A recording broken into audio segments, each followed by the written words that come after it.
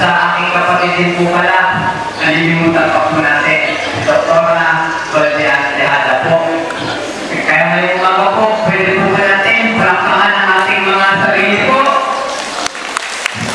Yan, dahil gusto ko lang po, patiin ang congratulations po ang ating Municipal Health Office sa tulong ng mga barangay and workers po natin na nandito ngayon. Mga barangay kagawan, community chairman ulit, nandun po sila sa likod. Grabe suporta din po yan sila sa atin. Dahil ang Municipal Health Office po natin, sa totoo lang po, napakarami po achievement ngayon ng ating Municipal Health Office dito sa bayan ng Tayo. Napakarami po nating award na nakuha simula 2022 hanggang 2025. Katulad po sa Philippines, sa buong Kamnorte po, dahil po lagi yung nagtatapon yan. Sa Ikonsulta, taon-taon din po, dahil din po, lagi mga RHQ ng dahil din po yung nagtatapon. Sa budgeting naman po, na-target natin yung 1% na target natin pagdating sa blood donation program po. At hindi lang po yun, sa Sikitigtas, nakakuha din po tayong award.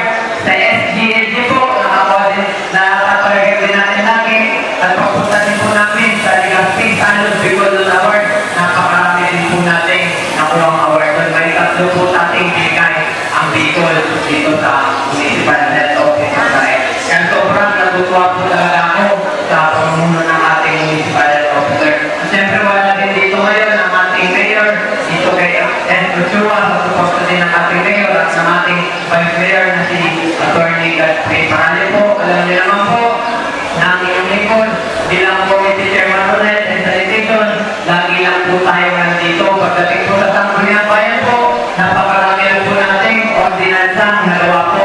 Meron na po tayong 13 municipal ordinance na naipasa. Katulad po ng lalo-lalo na para ma-inspire ang ating mga barangay health workers po. Alam niyo naman po, na unang kapagpalang po natin, sinasa natin agad ang honorarium ng mga barangay health workers po natin. At hindi lang po yun, nagawa din po tayo ng ordinansa para sa empowerment ng mga barangay health workers po natin na meron na po silang makukuha mga incentives, 1K per year may makukuha po ang ating mga barangay health workers at meron din po retirement fee na makukuha ang ating mga DHW. For example po, 30 years na si ma'am na barangay health workers, tapos mag-retire pa siya, 1K per year ang kanyang makukuha and additional 10,000 po. Kaya palapakan po natin mga DHW at DNS po natin. At para sa DNS naman po natin, 100 per year ma-increase ang kanilang honorarium. Kaya ngayon po, napansin ko ang bagong programa po ng ating Department of Health, ang Prokalukan na tuwa naman po ang inyong lingkod dahil may mga nagawa na po tayo ordinansa dito sa tulong ng ating mga nurse midwife. Dito po, yan ang mga tumutulong sa akin. RH2, 1, 2, and 3, katulad po ng sa oral healthcare natin. Pagdating sa dental, meron na po tayo ng ordinance. Pagdating din po sa tuberculosis, meron na din po tayo ng dalawang ordinansa. Pagdating din sa mental health, meron na din po tayo ng ordinansa. Meron na din po tayo ordinansa pagdating sa mga alaga po nating hayop. Sa DR on health, meron na din po tayo na ipasang ordinansa. Kaya lahat po yan ay implemented na po. Kaya bilang committee chairman ng health and sanitation po, hindi po natin papabayaan ang committee on health po. Kaya ulitin ko lang po, pwede po palapahan natin ang ating mga sarili. Kaya papatin ko lang po kayo lahat na congratulations po and good morning po sa inyong lahat. Ngayon naman po ay ating pakinggan ang mensahe ng ating barangay council. Ang leader ng barangay sa abot sa lamig ang gagawin ng mga pinito ngayon kung sa mga pagkakulungan. Tawala po ang dating agent na palapahan. Good morning po, everyone. Siyempre po sa mga nurses po natin sa Simula RH2 1 hanggang RH2 3. Sa mga barangay kagawan po, ng grade 3 pong barangay, magandang umaga po. At sa mga BHW po natin, sa mga DNS po. So, siyempre po, gusto ko pasalamat natin po kayo at siyempre po sa programa ng munisipyo sa pangunguna po ni Kunsel Tejada po, si Dr. Alvin. Dahil po sa totoo lang, bilang kapitan po ng barangay Guamon, napakalaga po na ito pong programa ito na mismo po ang servisyo po na maramdaman po sa barangay. Dahil ganun po kayo importante ang kalusugan na hindi na po kailangan pumunta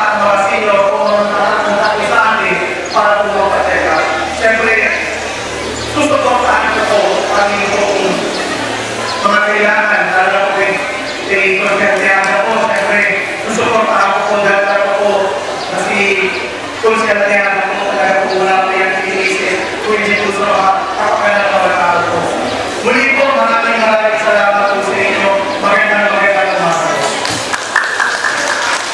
Susunod po ay isang nag-evaluate kasunduan ng mga dati sa implementasyon ng ating mga program. Ang ating pong EMO from the Regional Health Office, the Regional Office. Sa ngalan po ng aming opisina, kay Director Arsornos na hindi po makakarating dahil meron pong regional control resolution na yung mga taga-nation po ay hindi po makakarating patungkol po sa mga pagkalusugan during election time. Yung po aming head na si Dr. Valerie Pilates, hindi po makakarating meron po kasi planning at sa Provincial Hospital. Kaya po ang inyong report ay nag-represent po sa Department of Health. Una po sa lahat, ang aming pasasalamat po kay Dr. Norik Pinata, Dr. Joel Santos at Dr. Alfredo dahil tinanggap po nila yung programa tungkol kalusugan. Tinanggap nandun po yung ownership ng program na thank you very much po. Pinapasalamatan ko din po si Councilor Ian Pinata dahil po mapapas ko siya kasi ibo ang pas ng mga ordinansa patungkol po sa kalusugan at hihingin ko lang po ang pagkakataon ko si Hana na mapapas ko ako ng program ng resolution. Ang municipal ordinance supporting and creating dito kalusugan program in the municipality of Natin. Ang aking pasasalamat din po sa lahat ng barangay captain at lalo-lalo na po sa aking matagal ko lang nakikita pero hindi ko po alam na siya po pala ay barangay captain ng barangay Tumaco. Kapitan David Timonel, maraming salamat po dahil tinanggap mo po ako kalusugan at dito po pinaglang sa barangay. Sir, salamat po mula sa education. Kaya po sa bali po walang sawang nagsusuporta kasi sa pinag-isip mag-usap yung dalawa, maraming salamat po si Dr. Tupari aking nakakasama po. Lahat ng meeting representing the Philippine Medical Society Camarines North Chapter. Kay Dr. Abel, representing the Philippine Medical Association Camarines North Chapter. Kay classmate, kay Dr. Bretta, classmate, secretary.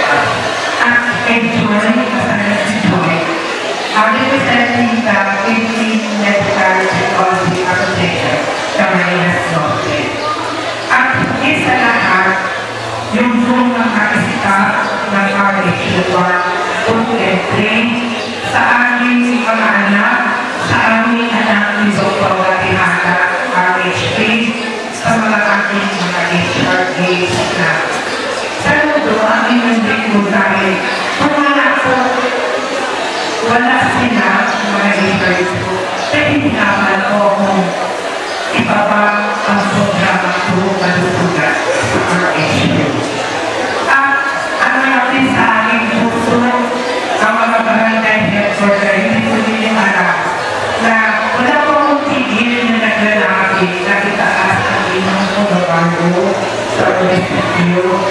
At hinihintay na po na inyong likod yung bagong magkakasta for barangay health worker. Marami pong benepisyo ang inyong matatanggap pag nakipasapulo yung new magkakata. Ang kalusugan po ang purpose ko nito kung bakit po ginagawa ko dahil po inilalapit po sa inyo yung health services po na issue. Iba po ito sa medical issue, ha? Hindi po itong medical mission. Ilalapit ni Dr. Tinana sa tulad na niya yung dalawang doktor ang mga health services sa barangay at tinatanong po ang barangay ano ba ang kailangan ninyong servisyo. Yun po ang dadalhin servisyo ang kalusugan sa barangay. Kaya po ang yung mga health services na ibibigay po sa ito. Kapitan Similar, kapag-itin mo na rin po na ang opisina po namin ay nagbigay na rin po ng repair sa DHS Studio.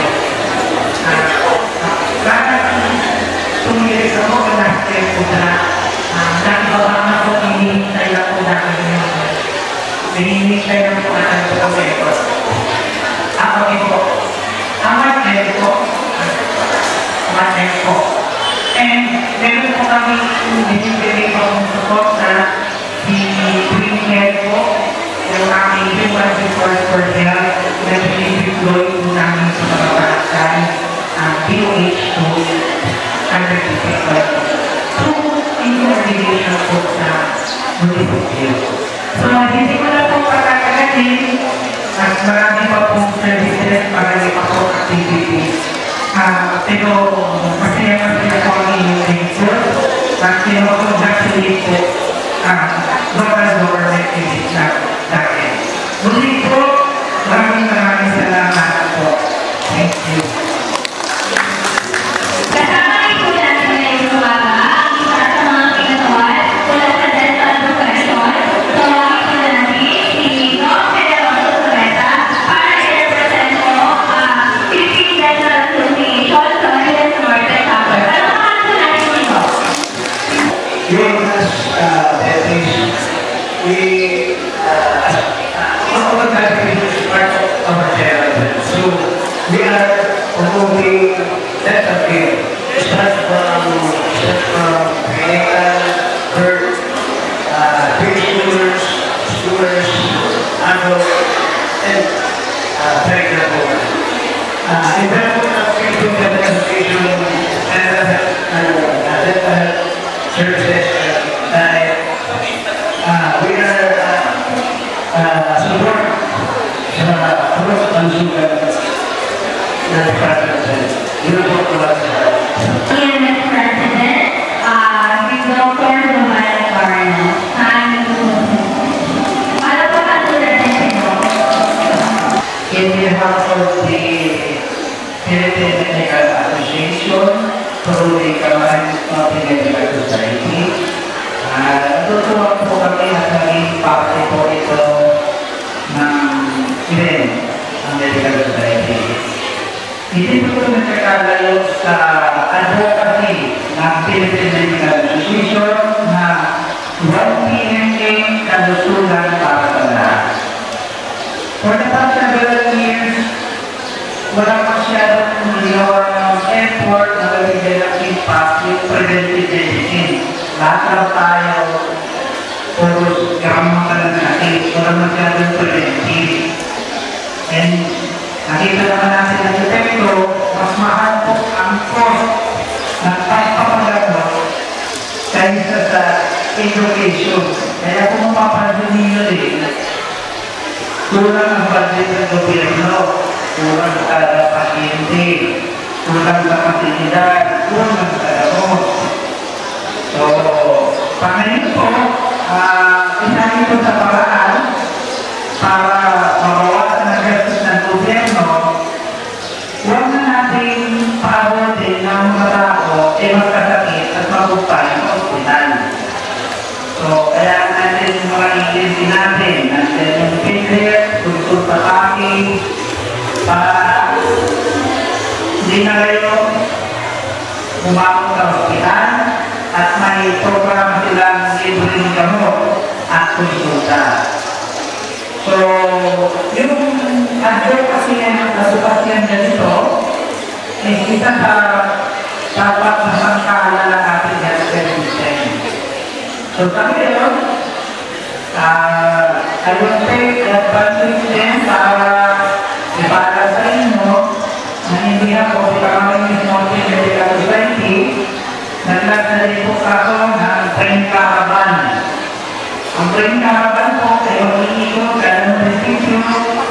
ito lahat tanding programan para tingnan lahat ng mga cases sa munisipyo na naka-schedule, may institusyon na gamot. Okay? So, makikipag-coordinate lang po tayo sa ating rural health physician at ang mismo kailangan naka-schedule. Okay?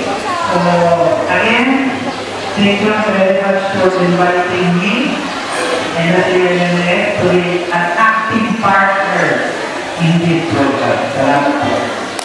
Senior Secretary ML Junior and to MERRN Officer. Palakpakan sa akin, Sir Sandy. Ako po ay nagpumilit na makaiba sa program na ikinulong ng DOH po ang programa kang para sa sabuyang kasungan dahil po ang DRR ay upang pong papel tungkol sa pagsasabuhay sa ibang programa dahil manual po sa prevention and mitigation sa preventive. Kasi po si DRR sa may po siya natabawan niya ay nagkaroon po sa disaster risk reduction management for health. Ibig sabihin naman yung policy na nagtatrabaho na maraming may policy disaster dapat ang sabuyan ang takal sa kalusugan ay maayos na. Maayos na sa buhay niya. Kailangan maayos na sa nakuyang pamagagawa. Ano po, tawag mo ito kalagdan kasi may mga nagkakaroon na kaya tayo papatay na kailangan panginoon nila how much more kaya ang isinapagin sa death. Baka kung nakikita ka, nakikita, o kaya mas lalaki ang nabibisihan. Kaya hindi na natin po kami sa Pokemon na may one of things na po. Kasi po ang batas na dapat ang sarong hamon sa itinong Pilipinas ay magkakaroon ng magtutulong buhay. Magkakaroon ng basic life support. Kaya po ganyan ang sabuyang mga kaibanan sa IPR, ang sabuyang mga kaibanan sa Community Health Emergency Management Service ay may mga instructor po dahil natutupan kamo sa loob ng isang oras kung paano magtutulong buhay kung di tayo mawalan ng pulso, kung di tayo mawalan ng hinalas. Bukod po dyan, tatawag ko ng sertipiko na kamo ay sinanay na may kinasakit at pagkatapos na yun, tatawag ko ng program sa ating. Kasi mapapagalaga ng bukit. Ano po? Pero kung ano man yung mapapagalaga ng bukit, may mapapagalaga po kayo kung anong dapat itulong. Kung saan kayo, mapahalas po tayo hindi tayo may malay, pero may pulso, may ginagawa po kayo, may malay, tayo ng pulso ng mga ginagawa. Hindi po ay parang programa, i-health emergency management, yung ang DOH na in-launch sa municipal health office to community health emergency management service. Yung pwede kasarong dapat na programa ng municipal health office ng nakapagpapagin to municipal health office. Ganyan po, pwede na naman kapag sa sarong hotline kung kamo po ay nagkakisiyan kasi gusto nito sa isang sobrang. Kasi meron na po yung medical and prevention medical attention na ginagawa ang health office kung si health. O bakit nila yung mga sasakyan kung hali ng hospital natin yung mahalong ambulance na mga nilipis na pwede kumawapon. Hali sa hospital, ihahalong yung sa ito araw, tinapay pa yung pao yung mga personnel kung naiipon at sasakyan. Alam mo, kung hali mo sa mga sinigaw sa hospital, hindi ka mo nakakalaga o mga personnel na pwede ba asikaso sa inyo. Kung ito ang hindi naharap. Alam mo, at siya rin pinapao po sa mga personnel si hotline sa mga pagkitinan natin sa hotline para kung masarap yung busy, may maapunan pa kami sa hotline. Na, maliwanag po. Kaya ako po ay napasalamat kayo po na tihada dahil tiyawag po niya ako pagkakagawa ng kalamiti dahil hindi na gusto ko magtulong sa mga tao as in sa tiwan